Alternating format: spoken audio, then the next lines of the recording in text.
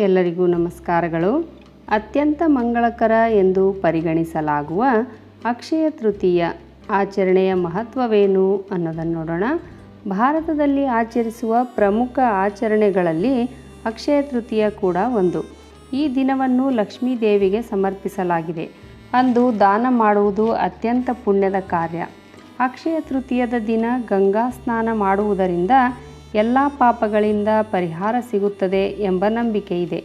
ಈ ದಿನವನ್ನು ಅತ್ಯಂತ ಮಂಗಳಕರ ಎಂದು ಪರಿಗಣಿಸಲಾಗಿದೆ.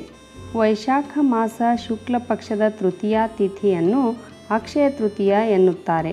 ಅಕ್ಷಯ ಎಂದರೆ ಕೊನೆಗೊಳ್ಳದ್ದು ಎಂದರ್ಥ. ಇದು ಹಿಂದೂ ಧರ್ಮದ ಅತ್ಯಂತ ಮಂಗಳಕರ ಹಬ್ಬಗಳಲ್ಲಿ ಒಂದಾಗಿದೆ. ಅಕ್ಷಯ ತೃತೀಯವನ್ನು ಲಕ್ಷ್ಮಿಯ ದಿನವೆಂದು ಪರಿಗಣಿಸಲಾಗುತ್ತದೆ. ಅದಕ್ಕಾಗಿಯೇ ಈ ದಿನವನ್ನು ಅತ್ಯಂತ ಮಂಗಳಕರವೆಂದು ಎನ್ನಲಾಗುತ್ತದೆ. ಅಕ್ಷಯ ತೃತೀಯ ದಿನದಂದು ಅದೃಷ್ಟ ಮತ್ತು ಶುಭ ಫಲಗಳು ಒಲಿದರೆ ಅದು ಎಂದಿಗೂ ಕಡಿಮೆಯಾಗುವುದಿಲ್ಲ ಎಂಬ ನಂಬಿಕೆ ಇದೆ. ಈ ದಿನದಂದು ಮಾಡುವ ಕಾರ್ಯಗಳು ಅಂತ್ಯವಿಲ್ಲದ ಶುಭ ಫಲಗಳನ್ನು ನೀಡುತ್ತವೆ. ಈ ದಿನ ಸತ್ಕಾರ್ಯಗಳನ್ನು ಮಾಡಿ ದಾನ ಮಾಡಿದರೆ ದ್ವಿಗುಣ ಶುಭ ಫಲಗಳು ಸಿಗುತ್ತವೆ ಎಂಬ ನಂಬಿಕೆ ಇದೆ. ಈ ಮಂಗಳಕರ ಫಲಿತಾಂಶಗಳ ಪರಿಣಾಮವು ಎಂದಿಗೂ ಕೊನೆಗೊಳ್ಳುವುದಿಲ್ಲ. ಜಪ, ತಪಸ್ಸು ಮತ್ತು ದಾನವು ಉತ್ತಮ ಫಲವನ್ನು ನೀಡುತ್ತದೆ.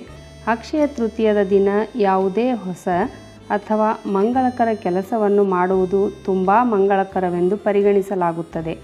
ಈ ದಿನ ನೀವು ಪ್ರಾರಂಭಿಸುವ ಯಾವುದೇ ಕೆಲಸವು ಯಶಸ್ವಿಯಾಗುತ್ತದೆ. ಈ ದಿನದಂದು ಪಠಣ, ತಪಸ್ಸು ಮತ್ತು ದಾನವು ಉತ್ತಮ ಫಲಿತಾಂಶಗಳನ್ನು ನೀಡುತ್ತವೆ. ಪುರಾಣಗಳ ಪ್ರಕಾರ ಯುಧಿಷ್ಠಿರನು ಅಕ್ಷಯ ತೃತೀಯ ಮಹತ್ವವನ್ನು ತಿಳಿದುಕೊಳ್ಳಲು ಕೃಷ್ಣನಿಗೆ ತನ್ನ ಬಯಕೆಯನ್ನು ವ್ಯಕ್ತಪಡಿಸಿದನು. ಆಗ ಶ್ರೀಕೃಷ್ಣನು ಅಕ್ಷಯ ತೃತೀಯ ಮಹತ್ವವನ್ನು ಯುಧಿಷ್ಠಿರನಿಗೆ ವಿವರಿಸುತ್ತಾನೆ.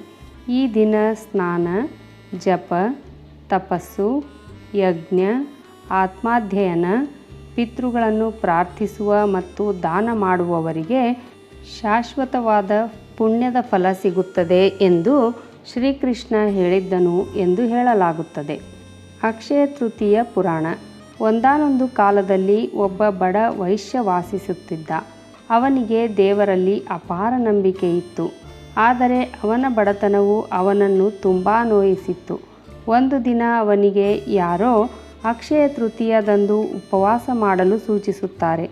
ಈ ದಿನ ಗಂಗೆಯಲ್ಲಿ ಸ್ನಾನ ಮಾಡಿ ದೇವತೆಗಳನ್ನು ಪೂಜಿಸಿ ದಾನ ಮಾಡುವಂತೆ ಹೇಳುತ್ತಾರೆ.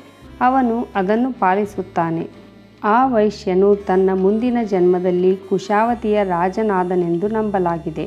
ಅಕ್ಷಯ ತೃತೀಯ ದಿನದಂದು ಪೂಜೆ ಮತ್ತು ದಾನದ ಪ್ರಭಾವದಿಂದ ವೈಶ್ಯ ಅತ್ಯಂತ ಶ್ರೀಮಂತ ಮತ್ತು ಪ್ರಸಿದ್ಧ ರಾಜಕುಮಾರನಾಗುತ್ತಾನೆ.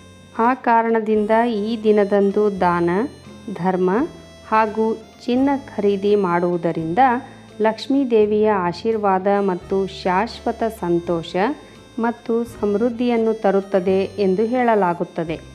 ಉಪಯುಕ್ತ ಮಾಹಿತಿಗಳಿಗಾಗಿ ನನ್ನ ಚಾನಲನ್ನು ಸಬ್ಸ್ಕ್ರೈಬ್ ಮಾಡಿಕೊಳ್ಳ್ರಿ.